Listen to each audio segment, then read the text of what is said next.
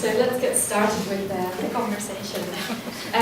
Royona, as a way of introducing yourself in the context of this research publication, can you tell us how you first became interested in Akram's work? What was it about his work or person that drew you in? Okay. It was back in 2000, and I was an MA student doing physical theatre at Royal Holloway. And I was starting to understand something that was happening in my own body that was about transcultural training, embodied kind of intercultural movement between my own Kathak classical training, but also my contemporary dance training, and particularly with contact improvisation and the kind of more politicized form of physical theatre. So I started to look out towards other artists who were embodying, who were much more successful at already sort of expressing this in-betweenness in their own practice. And it was in this capacity that I first encountered his work, Polaroid Feet, which was his classical piece of work back in 2000. And I have a university friend in here, Jenny, who came to see it with me, who's here as well today. And we both went to watch this piece, and what stayed with me about that particular piece were two things. One was this complete stripping down of any kind of classical costume and paraphernalia associated with Indian classical dance forms. And and because of the stripping down, the ability to actually see his physicality in a very again unfiltered way, using his terminology there. And the second thing was the fact that he spoke. He broke that fourth wall illusion, and he spoke to his audience, and he articulated key principles of Kathak in very accessible ways. And those two things really stayed with me, because to me they were his very initial challenges to how primarily Western audiences have seen South Asian dancers as being voiceless, as being objects of exoticism to be consumed. So that was what really stayed with me. Great. And Farooq, how and when did the company then, cross paths with Royona? How did you encounter her scholarship and enter into dialogue with one another? I can't remember actually. It's one of those beautiful accidents that kind of ended up here, like so many wonderful things in life, you don't plan it. But I do remember a conversation with you back then, we met. And what was interesting for me is that you seemed that you didn't want to look at it from an academic point of view. It's almost like you wanted to understand dance. You wanted to understand yourself actually more than Akram, and that was appealing.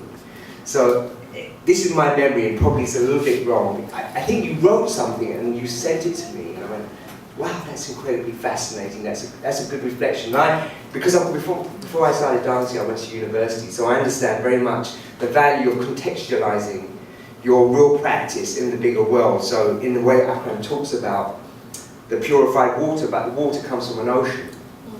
And it's the ocean, in a way, which I think the academics put the water back into the ocean and put it in its right place and make us understand it. So I had this kind of, coming from that background, I was really intrigued by that. So a couple of more said, come back and do another one, I said. And then I said, I'll commission you to do one, we even paid you then. And it just started, this kind of beautiful accident process began to kind of evolve. And then you said you were doing this PhD and you wanted to kind of go further. I said, well, let's do it. And what's so beautiful, actually, was the ability to do it in real time. Because often what happens, academics write retrospectively 20, 30 years on, and they've left out all the nice bits. They romanticize, or maybe the world romanticizes that life of the artist, and don't engage with it with the kind of real-time dynamics of the world that we lived in and how we felt at that time. So that's really how it ended up there. Can I just add one more thing to that? Your memory slightly does fail you. But only insofar as I just wanted to clarify that Farooq was very understanding of the fact that as soon as I said I'm going to be doing a PhD on the work, and therefore commissioning a piece would not be appropriate because it would be sort of, against my academic integrity, I then said, but don't worry, I think I'll be writing a lot about his work at that very early stages. So yes, you did ask, you did want to commission writing, and I said, I don't think I can do that, but I will continue to write about him. Well, we want you to. Okay, so let's kind of tune into the book now. I've noticed in the book that beyond the way audiences might read the work, there's a really nuanced picture emerging from crucial insights into the ways in which Akram works and collaborates, and the thoughts that were and are on his mind through interviews. And as Akram expressed in the video message, he was fascinated by your interest in his creative process. So rather than the performance work itself, the process that drove its creation. So, Royona, how did having access to Akram Khan Company's creative processes and archives provide fuel for your research? So I just want to first of all clarify that when Akram refers to the process, for me the process is beyond just the rehearsal space, beyond just the making of the work. Although that was a very important part of it, and I'll talk about that in a minute. For me, examining the company's work and the aesthetic of the company was very much about examining a much more intellectual process of how this kind of interculturalism that I talk about manifests itself in his work. And I use 7 case studies in the book to actually, they're like little portals through which I examine the way in which interculturalism becomes an embodied condition as opposed to the 1980s intellectual project of predominantly white Western practitioners going out to work with non-Western artifacts and people and texts and then borrowing in the name of exchange. So here we see someone who is already a cultural other, engaging with other kinds of otherness, but because he is already in the position of another, he is much more nuanced, and the way in which he engages with otherness has much more integrity than the way in which someone completely from the outside comes and finds something shiny and attractive and takes it and makes it and dilutes it to the point where it loses its cultural specificities. So the process for me was about figuring out how this kind of interculturalism, which I talk about, is new interculturalism. And I was encouraged at many stages to coin my own term. And I didn't want to do that, because actually my beef was with that term. And I wanted to go back and actually examine how it can be, it can become a useful term again. So that was one part of the answer, is that the process is not just about the creative process. Having said that, I think that over the 8 years of the PhD and going into the book, the openness that I had from the company, Farooq, Akram, and everybody in the company, was the open access to their archives, to their digital footage, to their interviews, to endless emails of endless information. And what was really important, and I really need to stress this here, is on one hand there was this open access, and on the other hand there was no censoring of the way in which I used that access. And if there is ever a model way of artists and scholars working together, I have to say this was just a fabulous experience for me, because I did not ever feel that my freedom was curtailed in any way, and yet there was such incredible freedom there. So I really thank you, all of you, for that at every stage.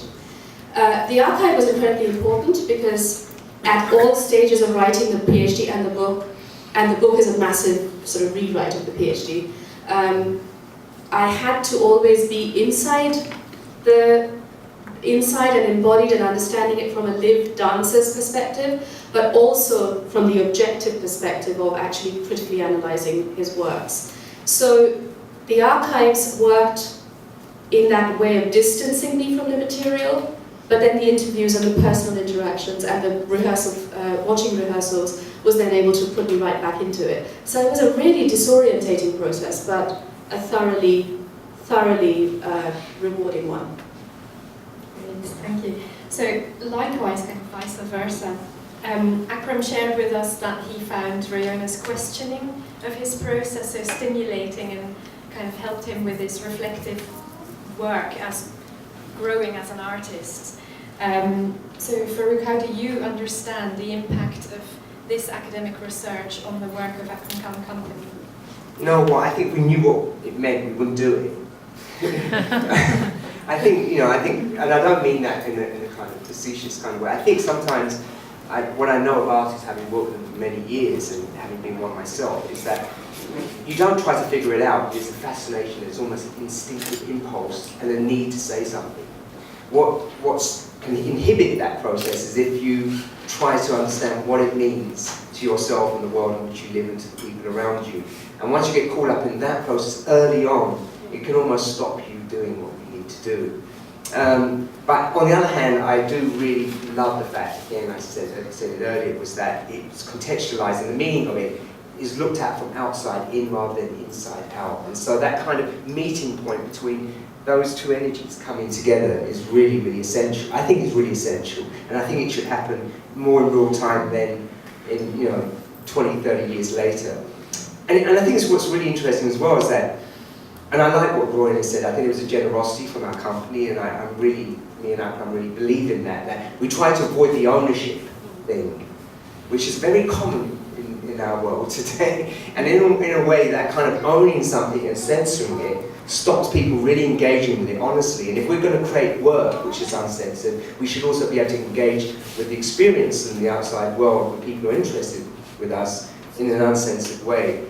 And I think what really helped probably Royona a lot was when we started the company, we didn't want labels, we didn't want to be called South Asian or anything. So the moment you leave yourself open, people can come at you from anywhere they want, and that's really good, and that allows a lot of freedom of understanding. Royona, you use a fascinating blend of biography, wide-ranging historical contextualization, which you alluded to, and detailed attention to the choreographic aesthetic of the work.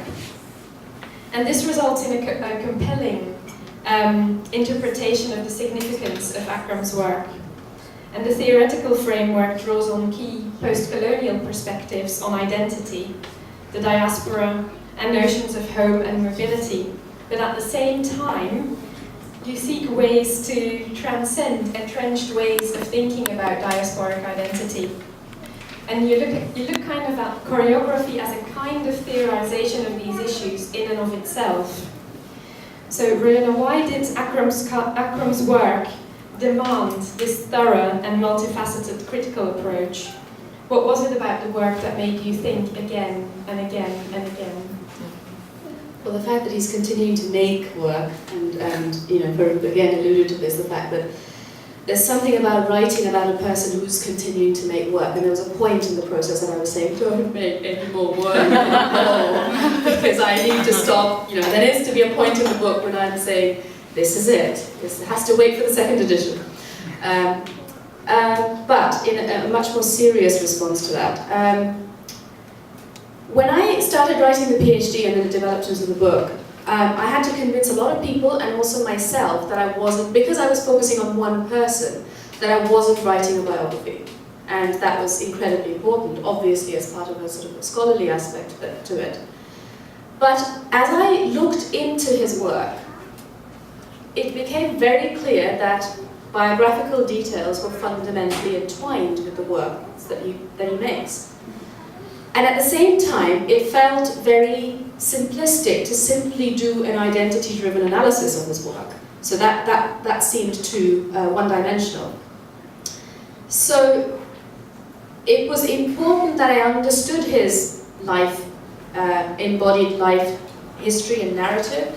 And I know that Mrs. Khan was incredibly helpful in making me understand from that lived experience perspective of first and second generation Bangladeshis in London in the 70s and 80s, what that meant.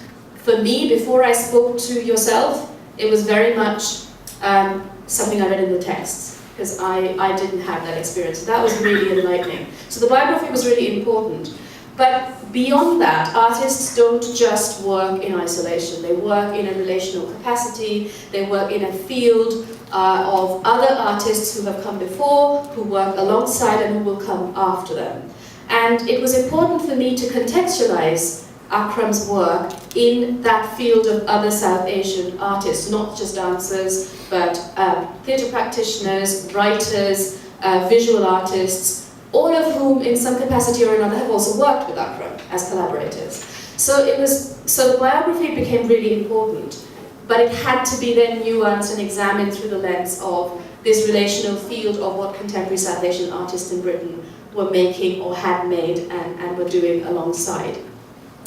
And then, which I think Lisa really beautifully alludes to, the final sort of piece of the jigsaw was actually the choreographic works themselves, the language of the choreography, and the way in which this idea of new interculturalism was being explored in his physical vocabulary, but also in the multidisciplinary languages that he was drawing on. So he works with musicians and theatre artists and puppeteers and visual artists and animators and so on and so on. So it was very important to then bring these, to find the intersections between his biographical details, his relationship to contemporary South Asian arts in the UK, and also the way in which those would intersect in his actual physical vocabulary and his aesthetic on stage.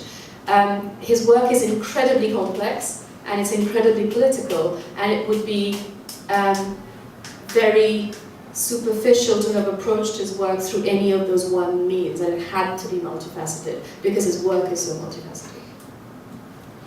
Yeah. And Farooq, from your point of view, what do you see as being the advantages of engaging with Akram's work in this multifaceted way? Ask me when I'm 80, I don't really know, to be honest. No, I think, trying to understand the context in which you create things, in which you exist, in which you express yourself, it's always fascinating because it's something that you don't think of when you do these things. I think, something which I wanted to say. The thing that I'm really, in a way, and I love about the book, although it does come in, there is a political kind of lens there, and there is, and I respect that, and I'm not against that. But the thing that I think is really important about the work itself is that I travel around with Akram so much and touring. The thing that I'm most proud of is when everyone says that's my story. When I go to Japan, or we go to Colombia, or we go to Palestine, everyone says, oh, that's not South Asian work. Everyone doesn't say, that's British work. What they say is, that's my work, that's my story. And I think the greatest gift an artist can do is not just tell their story, but tell people's stories. And so it's in a way, I'm kind of digressing a little bit, but I think having that interface between the two will help all of us understand, 500 years from now, people will understand what Akram Khan meant to the world, what he reflected about the way we lived and the way we expressed ourselves. The irony of it is that when I first met him, it took a lot to get him out of England. I remember sitting with him, meeting with him, and he's this remarkable young man with this unbelievably curious mind, saying, come to Belgium and just spend 6 months on this course. He says, what, I really have to go? I think he was very attached to his mum. Maybe his mother's food as well. And it took some arm twisting to get him to go, but that kind of unlocked him in many, many interesting ways. So I'm really proud the book is there. I think I love reading it because I love understanding about what we do from a different perspective. I love the section on the Olympic Games. That was totally intriguing. And then you get another layer of meaning and the impact that you have on life. Because artists aren't just there to serve themselves, we are servants for people. We give gifts, we give understanding, we give reflections, we ask questions. But we're not there to serve ourselves, so it's another way of serving people. Okay, so finally the last kind of area I want to move into is the impact of this research on dance criticism. Farooq, actually, how might the book change dance critics' engagement with the company's work? Is there one? There's a critic in there. I saw one come out. Maybe he should answer that question. Give me the book. I don't know actually. I think the more we know about what it's very easy. I do read the critics, not because we want to say we've got 5 stars or 1 star. But it's really interesting to get their reflections, and I'm not going to be ignorant enough to say I don't care. You know, and occasionally, they do put it into context in a really interesting way, and occasionally let their own vanity get in the way, occasionally let their wordsmithery get in the way. But the thing is, they do get it right. Now, maybe this does help to contextualize, like for us as it does for them. I think they should read it. I remember one critic wrote an awful thing about why does Akram keep harping on about identity, and it was really shocking. And without the book, I think he got attacked quite ferociously by people, you know, other people who've read it. So I think it will be good. I think it's good for everyone. I mean, anything that's as honest and as insightful as that book, and Royona's vision for that book, is going to mean a great deal to dance and to everyone who works in dance. Sorry about that. Thank you. So, Royona, what might the significance of the book be in re-evaluating the way we think about the identity of British contemporary dance? So, what is the central thought of the book that you would like people to take away from reading it? I have 3 central thoughts. Of course. I think the most important thing that I do in the book is to dismantle the idea that has lasted a long time that he's contemporizing classical Kathak. And instead I argue that he's using dramaturgical principles from Kathak, from his Kathak training, onto the landscape of British contemporary dance, so that British contemporary dance is becoming an intercultural form. So I kind of just twist that argument around. The next thing I do is, and I talked about this already, is the idea that I really dismantle the project of interculturalism from the 1980s as this intellectual project, and I talk about interculturalism as a lived condition, and that lived condition, and what I mean by that is he has had to live as a second-generation British Bangladeshi, but he is also a father to mixed-race children, and I share that with him as well. So what I'm trying to say is that his understanding of what it is to live between and through cultures is an embodied understanding, and that is fundamentally different, and that is not just common to him and me, that's common to most of this world now, so much of this world. That kind of understanding leads him to make his work in a way that has far more integrity about how he encounters otherness and how he represents otherness. And by otherness, I mean anything that has already, in academic discourse, otherness has been anything that is non-white, essentially. So when he is dealing with other kinds of otherness, because he is already another, he has greater integrity with which he deals and represents otherness. There was a third one. And the third thing that in the book that I argue that he does, and I think this is very important, is that he addresses different people in an audience at different levels of how they become privy to what he's talking about. But he also does that to himself. I mean, in Dorobaka and in other performances, there are dialogues, there are songs which are in languages that he himself doesn't understand. So in moments, he himself is othered in his own process. So he has a very, very, he has a way of dealing with and representing otherness that is full of integrity, and that also puts him in a position of fragility and vulnerability in his own works. I think that's what it's doing. Can I just say? I really think that's important what you just said, and I think one of the great things about the modern world is how people. I grew up, I'm younger than older than that. I'm sorry. Wishful thinking, really. Well, he sounds old these days, so maybe I'm younger than him. Next 2 kids. No, but I think there is a way that people live today, and I see it in my own daughter as well, that there's a fascination with something the other without having to know what it means to you, and without having to feel that you own it, without feeling it represents you, and that's okay. There was a time when I grew up, if it did not have a moral, spiritual, political, social association with something, it was not for you.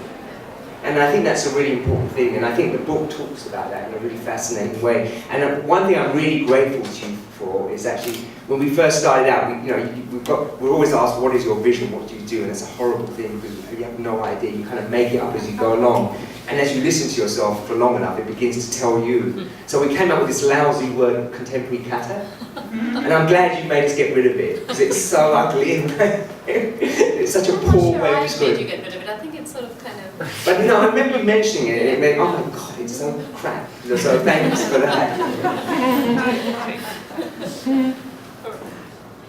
Okay, so thank you so much. Please join me in thanking both Farooq and Royona for this fascinating insight into their collaboration.